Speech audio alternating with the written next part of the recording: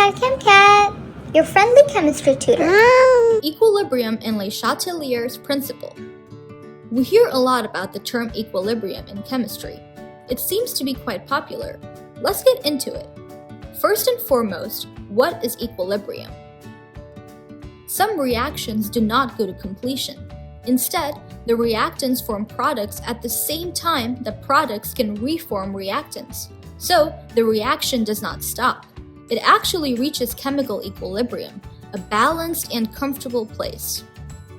Since the forward and reverse reactions occur at the same rate in equilibrium, it is important to clarify that the molecules are still reacting, since the reaction does not stop.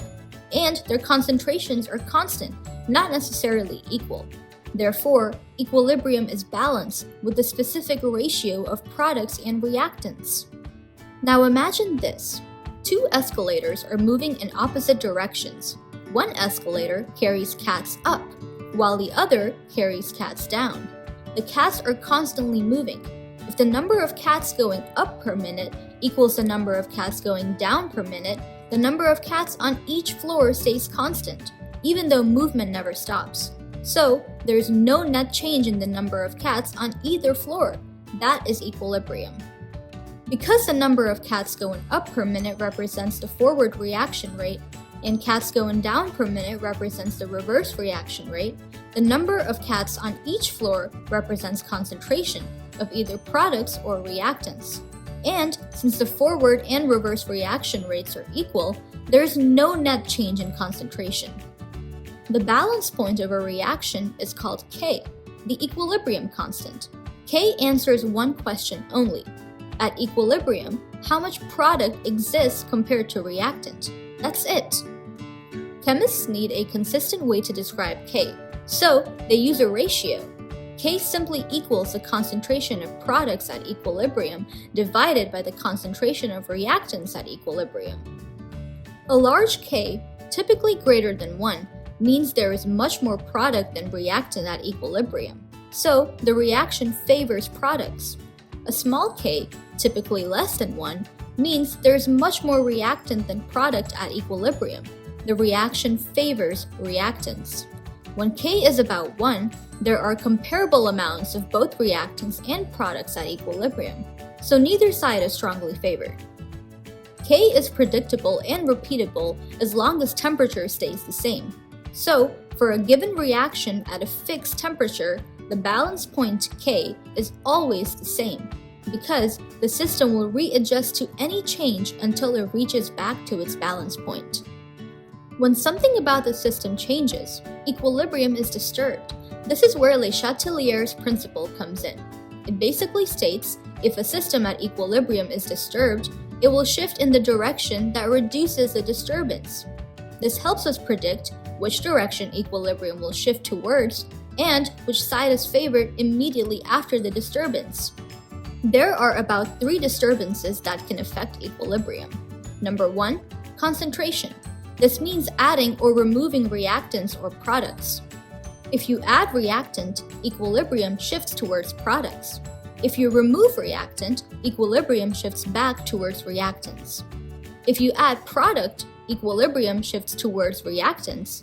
If you remove product, equilibrium shifts towards products. The system tries to use up what you added or replace what you removed. K does not change in this case. Number 2, pressure. This only applies when gases are involved. If you increase pressure, equilibrium shifts towards fewer moles of gas. If you decrease pressure, equilibrium shifts towards more moles of gas. The system shifts to reduce pressure stress. K also does not change in this case. Number 3, temperature, which is based on adding or removing heat. Treat heat like a reactant or a product. If heat is a reactant, which is typical in endothermic reactions, then increasing heat makes equilibrium shift towards products. K goes up. Decreasing heat makes equilibrium shift towards reactants, and K goes down. If heat is a product, which is typical in exothermic reactions, then increasing heat makes equilibrium shift towards reactants, and K goes down. Decreasing heat makes equilibrium shift towards products, and K goes up. Temperature is the only disturbance that changes K. When equilibrium shifts right towards the products, K increases, and when equilibrium shifts left towards the reactants, K decreases. Here is a table that summarizes all the disturbances that affect equilibrium and the direction it shifts in, as well as any changes to K. An extended version of this is linked in the description below, and it also includes the things that do not affect equilibrium. Now it's your turn. Indicate whether the following situations make equilibrium shift towards the products or reactants, and if they affect K. Welcome back! In situation 1, pressure increases, therefore equilibrium shifts towards fewer moles of gas. We have 2 moles of reactants and 1 mole of product, so equilibrium shifts right towards the product side. Pressure does not affect K, so it doesn't change in this case. In situation 2, heat is a product, which indicates that this is an exothermic reaction, so increasing heat, which is the same as increasing temperature, makes equilibrium shift left towards the reactant side. Temperature does affect K, and K decreases. You did it! Thanks for watching.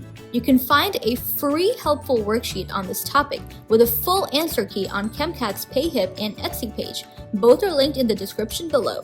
If you have any questions, feel free to email me at chemcat786@gmail.com. As always, please like and subscribe to support this channel.